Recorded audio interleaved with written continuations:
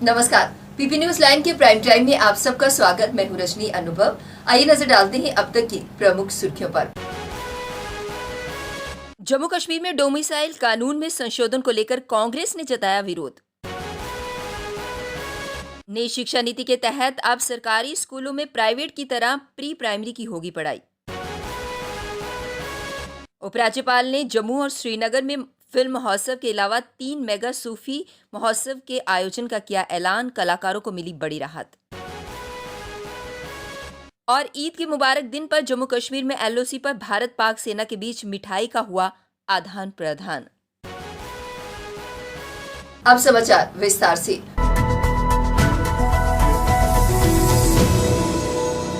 जम्मू कश्मीर में डोमिसाइल कानून में संशोधन कर अन्य प्रदेशों में ब्याही बेटियों के पतियों को अधिकार देने के फैसले के विरोध में कांग्रेस सामने आ गई है। पार्टी का ये कहना है कि सरकार जम्मू कश्मीर के निवासियों के हितों को दांव पर रखकर अन्य प्रदेशों के लोगों पर प्रदेश की जमीनें व नौकरियां लुटाने की दिशा में कार्यवाही कर रही है। ऐसे में बुधवार को फोन टैपिंग के मुद्दे पर जम्मू में प्रदर्शन के दौरान पार्टी द्वारा डोमिसाइल कानून में संशोधन पर विरोध जताना भी तय है।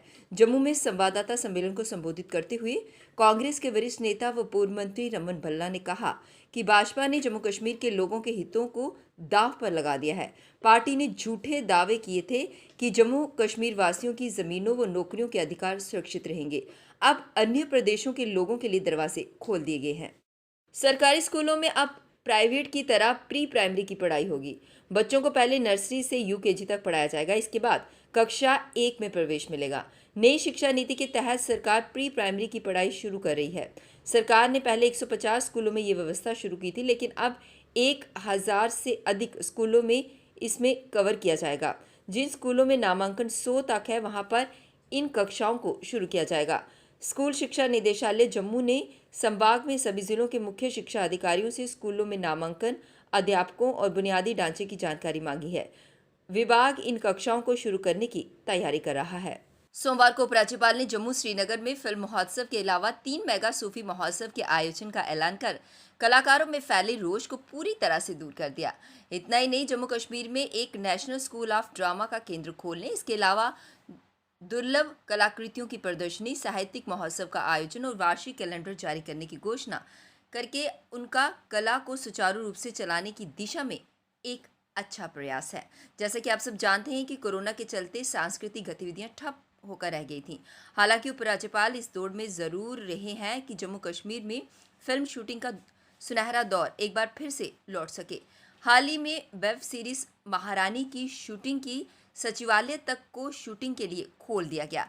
इस शूटिंग की सबसे बड़ी उपलब्धि ये रही कि इसमें जम्मू में 270 के करीब कलाकारों को काम करने का मौका मिला। जम्मू कश्मीर में एलओसी पर बुधवार को ईद की मुबारक देने के लिए भारत पाकिस्तानी सेना के बीच मिठाई का आदान प्रदान हुआ।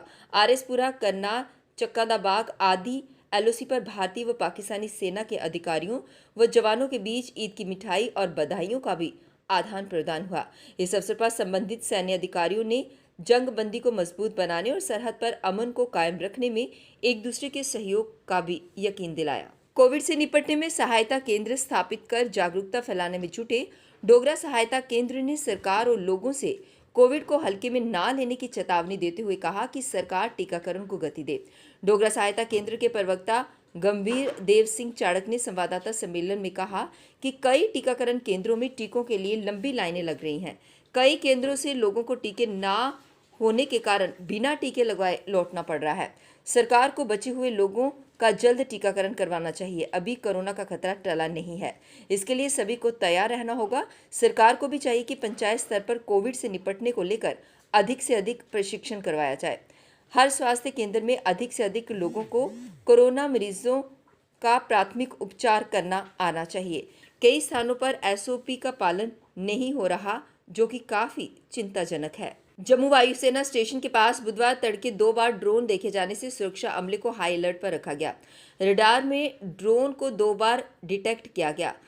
कई जगहों पर सीसीटीवी कैमरे फुटेज खंगाले गए। पुलिस और सेना ने एनएसजी के साथ मिलकर पूरे क्षेत्र में सर्च ऑपरेशन भी चलाया, लेकिन ड्रोन का कुछ पता नहीं चल पाया।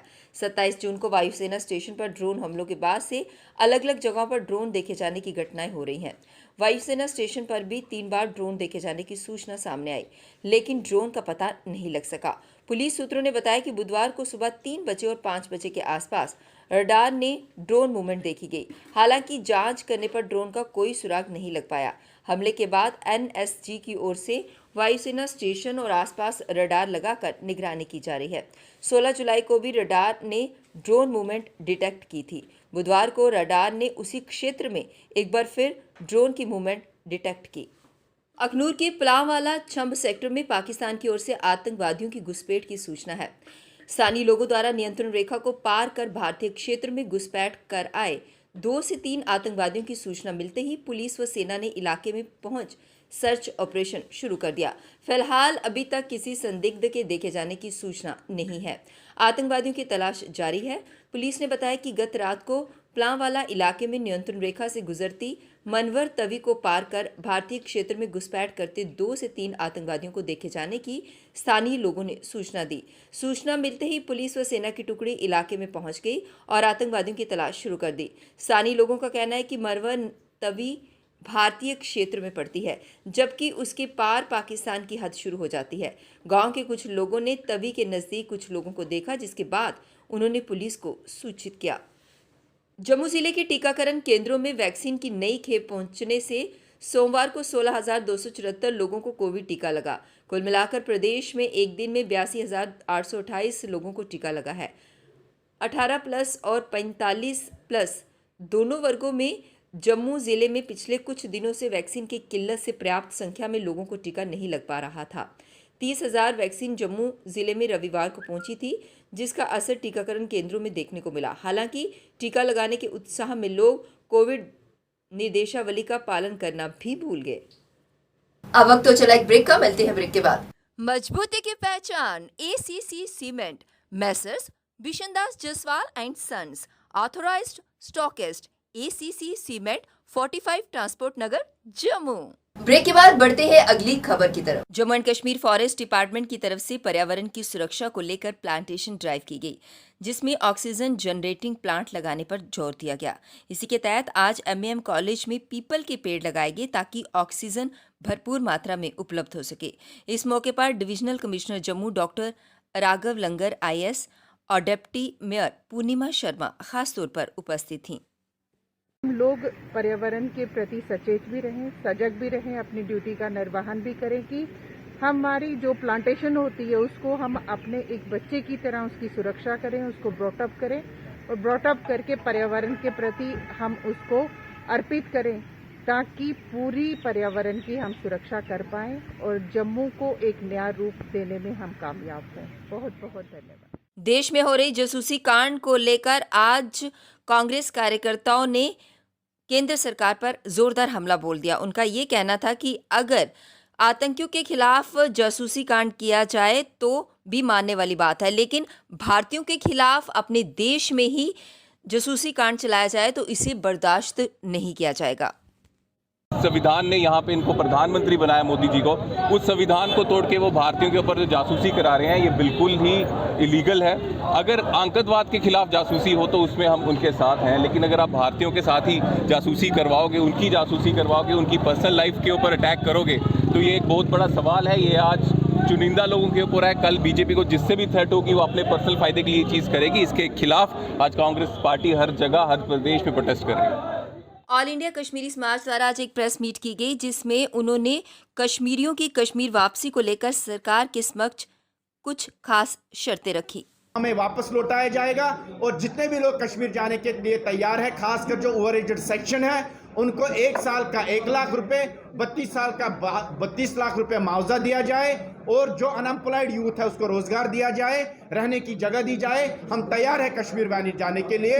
और बड़ी बात जब आप वापसी की तय करेंगे पूरे समाज के लिए, 7 लाख कश्मीरी पंडित के लिए, उसके लिए आपको CBM के लिए हमें पॉलिटिकली एम्पावर करना पड़ेगा, हमारे लिए कुछ सीटें रिजर्व रखनी पड़ेगी और हमारे टेम्पल श्राइन्स और जो हमारी इमूवेबल प्रॉपर्टी एनक्रोच हो चुकी है उसको रेस्टोर करवाइए। यही एक तरीके हो सकते हैं। शॉपकीपर एसोसिएशन पुरानी मंडी द्वारा आज सरकार पर हमला बोला गया। उनका ये कहना था कि सरकार ने जैसे दरबार मूव को बंद कर दिया है, इसके खिलाफ उन्होंने धरना प्रदर्शन किया। उन्होंने कहा कि उन्हें उम्मीद हुआ करती थी कि सर्दियों में जब दरबार मूव यहाँ पर जम्मू में आता है तो उन लोगों को, दुकानदारों को खास तौर पर फायदा होता है, जिससे उनके बिजनेस चलते हैं, घर भी चलता है। लेकिन जैसा कि सरकार ने दरबार मूव को बंद कर दिया है, ऐसे में दुकानदार लोग और आम जनता कहाँ जाए। खनन बनन वालों को मारा, रेत बजरी वालों को, आज आके इनका दिल नहीं भरा। लास्ट में इन्होंने सेक्टर मूव ही बंद कर दिया।